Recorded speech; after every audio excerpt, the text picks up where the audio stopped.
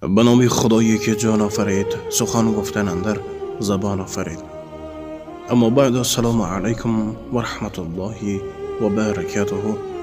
پدران و مادران و برادران و خواهران مهربان من، امروز موافق خواهش بسیار از برادران و خواهران باز یک قصه تربیوی را به سمع شما میرسانیم. و البته اگر در وقت گفتن این موعظه اگر به خطاگی راه دیم، حق سبحانه و تعالی مرا مغفرت کند و از همه شما معذرت میخواهم. البته نگفته نماند که قصه مذکور را که میشنوید به دوستان خود پهن کنید، شاید که یکی از ما و شما سببگار هدایت یافتن یک برادر و یک خواهر شوید انشاءالله و فضل الله. یکی از پادشاهان مسلمان شبه در بالای تخت خود نشسته در خصوص تقدیر و خوشبختی دختر جوانش در اندیشه فرو رفت و به فکر آن افتاد که دختر یگانه‌اش را به نکاح کی در آورد. کیست آن جوانی که لایق دختری او باشد؟ یک شب وزیرش را دعوت نمود و به او سپارش داد که امشب به سوی مسجد بره و آنجا جوانی را پیدا کن که در طاعت و عبادت همتا نداشته باشد. هنگامی که همگان خوابند او در نیم شب در حال نماز و مناجات باشد. متاسفانه در این شب دزد نقشه‌ای به مسجد در آمدن و دزدیدن اموال مسجد را میکشد. دزد پیش از وزیر و عسکران به مسجد میرسد و میبیند که در مسجد بسته است. با دیوار مسجد پریده داخل مسجد میدراید. هنگام دزدیدن چیزی گرانبهای آواز گشادن در را میشنود.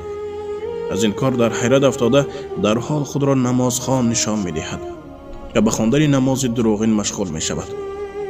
وزیر و عسکران وقتی که این حال را میبینند در تعجب میافتند و میگویند سبحان الله، ببین شوق و ذوق این جوان را که وقتی در این مسجد را بسته با دیوار پریده داخل مسجد شد تا نماز شب را برپا دارد.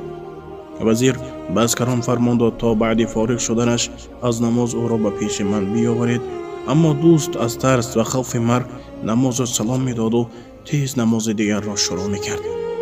عسکران به او نگاه میکردند و از تقوا و عبادتگاری او تعجب میکردند. نماز را چنان درست خواند که وزیر فرمان داد اگر همین نمازش را خلاص کرد پیش از نماز دیگر را شروع کردن او را نگه دارید و به پیش من بیاورید. او را به پیش پادشاه آوردند. بعد شنیدن وصف وزیر در حقش پادشاه به او گفت شاید تو همان شخصی هستی که من به سراغش بودم. من این تقوا و خدا ترسی تو را شنیده مفتون تو شدم و تو را داماد یگانه خود گردانیده تو را امیر خواهم کرد. جوان از شنیدن این سخنان در تعجب افتاد و باورش نمی آمد.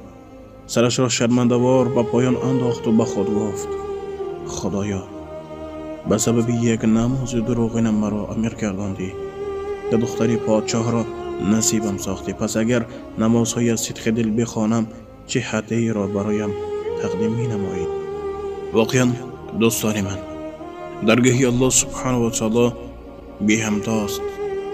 رحمت الله سبحانه و تعالی بی همتاست. پس ما و شما وقتی اگر از کرده های خود پشیمان میشیم، وقتی که توبه میکنیم، الله سبحانه و تعالی بیشک مقبول میکند انشاءالله. اما امروز ها بسیارند صفیه بعضی از جوان هایی که میگن من کی هستم که دعای مرا الله قبول کند، یعنی که به قدرت و توانایی الله سبحانه و تعالی شک میارند. استغفر الله. در اون حالی که الله سبحانه و تعالی در سوره زمر میفرماید بسم الله الرحمن الرحیم قل یا عبادی الذین اسرفوا علی انفسهم لا تقنطوا من رحمت الله ان الله یغفر الذنوب جمیعا انه هو الغفور الرحیم. صدق الله العظیم. میگه بگوی محمد صلی الله علیه و سلم از نامیان به آن بندگانی که به جان خود ضرر کردند از رحمت الله ناامید نباشید. ان الله یغفر الذنوب جمیعا، به درستی که همه گناه ها را می بخشد. انه هو الغفور الرحیم، به درستی که او مغفرت کننده و مهربان است. الله سبحانه و تعالی میگه من شرم میدارم از آن حالتی که بنده من دستی و دعا بردارد و از من خواهش کند و دستی او را خالی برگرداند. پس از ما و شما فقط شما دعا کنین، شما توبه کنین انشاءالله رحمان حق سبحانه و تعالی مقبول میکند، به شرطی که اون دعای شما از صدق دل باشد، از کدام برق و از کدام دفتر از یاد کردنی، از صدق دل با مهر و محبت با اشکها. اگر از اعتقاد مستحکم براید، حق سبحانه و تعالی بیشک مقبول میکند. الهی الله سبحانه و تعالی هر خطایاتی که ما بندگان عاصی و گناهکار میکنیم لایق مغفرت، لایق رحمت خود، لایق جنت خود دیده باشد. الله سبحانه و تعالی کل برادران و خواهرانی که در راه سفر قرار دارند سفری با برور بی خطر و در رزق روزیشان برکت را عطا فرماید.